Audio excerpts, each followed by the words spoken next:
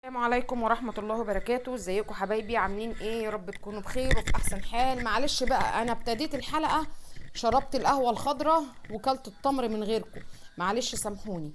النهاردة معايا ايه؟ بسم الله الرحمن الرحيم، اللهم صل على النبي. خلاص يا جماعة، فاضل 10 ايام على رمضان ويمكن اقل من ال10 ايام. يا رب يبارك لينا في ايامنا يا رب، ويتقبل منا صلاتنا وصيامنا وقراءتنا للقرآن يا رب، ويجعله يا رب شهر سعيد علينا كلنا وعلى الأمة الإسلامية، ويتقبل أعمالنا الصالحات يا رب العالمين. بصوا حبايبي، احنا انا هو الفيديو ده متأخر شوية، بس ده انا بنزله علشان لو عشنا وكان لنا عمر السنة الجاية تبقوا عارفين النظام ايه وتبقوا عارفين الدنيا عاملة ازاي.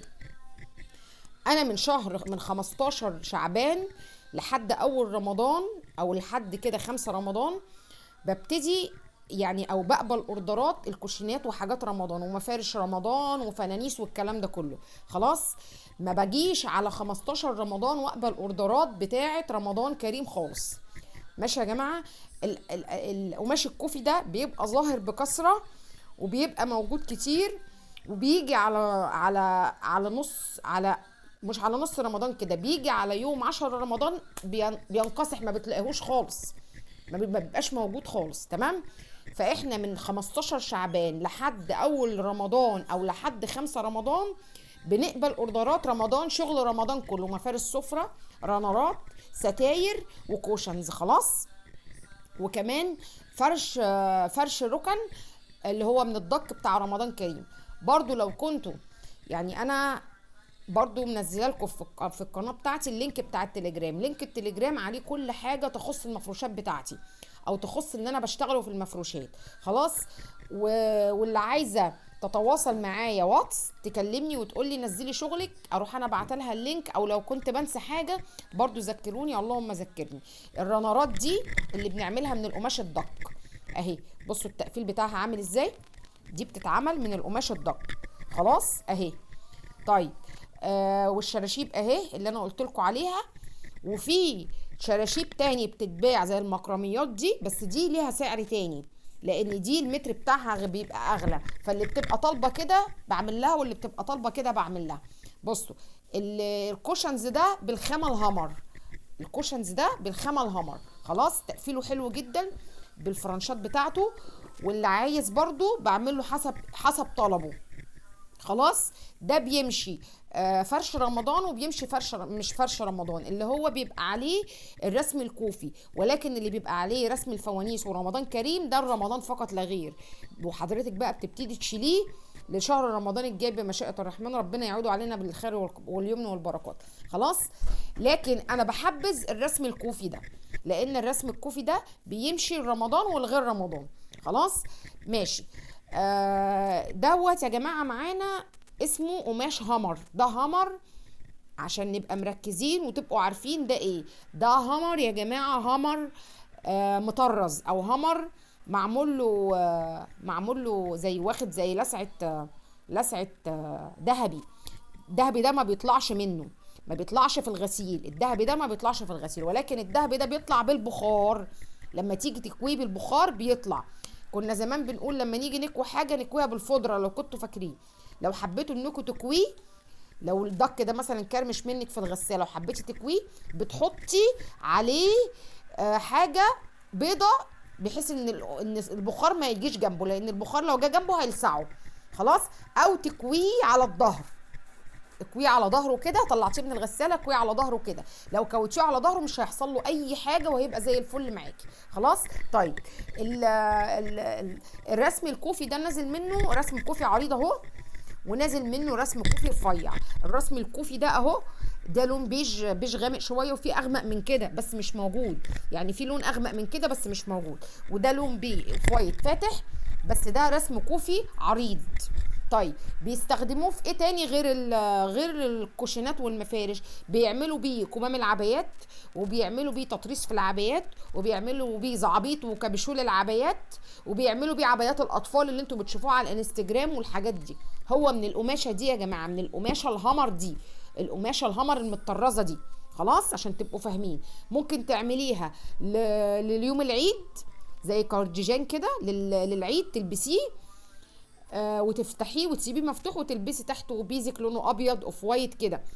بيتعمل منه كده يا جماعه، لان هو اصلا قماش خروج، وبس احنا بنفتكس كده في المفارش وبنفتكس في الحاجات، بس هو بيتخرج بيه وبيتكلف منه وبيتعمل منه كل حاجه عادي جدا.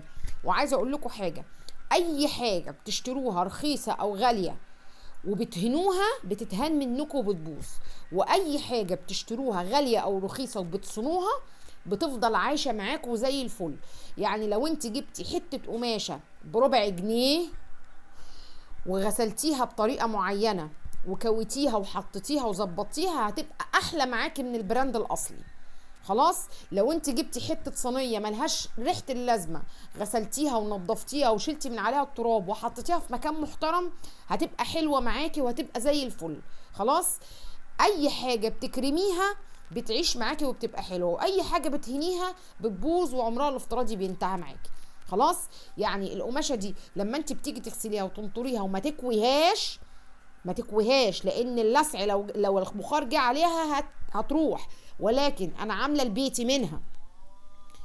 البيتي منها، ولكن انا لما باجي اغسل حاجاتي ما بتروحش الذهبي ده منها، ما بيروحش. ولو كان بيروح كانت الناس اللي لابسه عبايات قالت الكمام العبايات وقعت وراحت.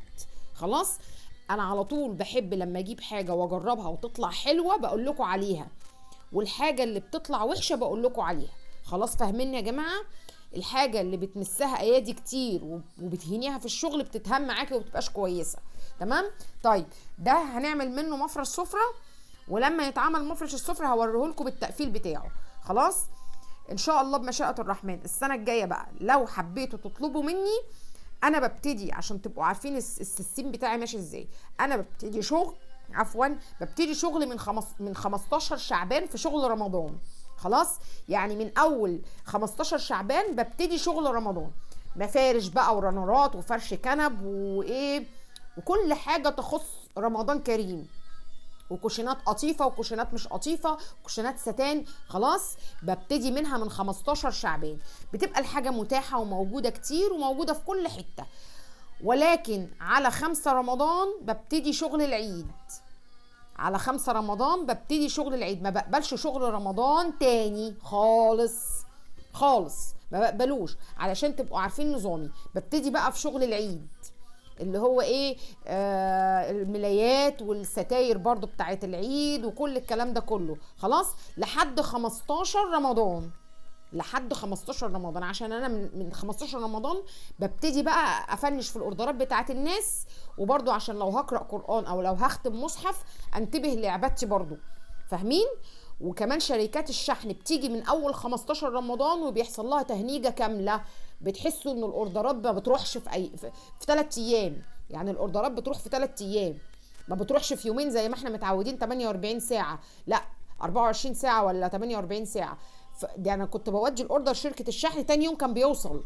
تخيلوا لو رايح السويس ولا لو رايح اكتوبر ولا لو رايح الغردقه بيوصل تاني يوم. ولكن في رمضان بيوصل بعد 3 ايام. عارفين لو رايح مدينه نصر بيوصل بعد 3 ايام. فخلي بالكم يا جماعه من النقط دي، عشان تبقوا مركزين فيها، علشان انا نفسي كل الناس تعيد معايا. والله انا نفسي كل حبايبي يعيدوا معايا، ما بحبش اكسر بخاطر حد، وعايزه يبقى في براح كده ان احنا نسلم بعضنا والحاجه تروح في ميعادها والناس تفرش وكل حاجه تبقى ماشيه تبقى ماشيه تمام. خلاص يا حبايبي، يبقى من 15 رمضان مش هقبل اوردرات، اعذروني عشان اخلص شغل الناس وشركات الشحن تبقى فاتحه والدنيا تبقى حلوه. خلاص يا حبايبي، يا رب النهارده يبقى الفيديو خفيف. معلش انا شربت القهوه بقى من غيركم، لان كل شويه التصوير يقطع واعمل تاني واصور تاني. فخلاص بقى هاكل البلحه دي كده اهو، واقول لكم كل سنه وانتم طيبين، ومستنياكم بقى في الفيديوهات الجايه. السلام عليكم ورحمه الله وبركاته.